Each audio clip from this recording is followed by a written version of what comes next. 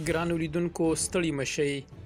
له افغانستانه د امریکایي ځواکونو تر وتلو وروسته د میلیارډونو ډالرو په ارزښت وسلې او توکي ترې پاتې دي. CNN په یو راپور کې ویلي چې امریکا تیر کال له افغانستان نه ووتله، خو د وتلو بهیر د ناسم مدیریت له امله یې په افغانستان کې د 7.12 میلیارډو ډالرو په ارزښت وسلې او توکي پریښي دي.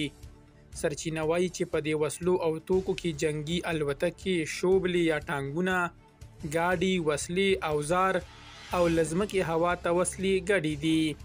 سرچینه کاږي چې امریکا له 2000 لومړي بیا تر 2020 کال پورې افغان پوځ ته د شاوخوا 18 میلیارډو ډالرو په ارزښت وسلې او توکي ورکړي دي.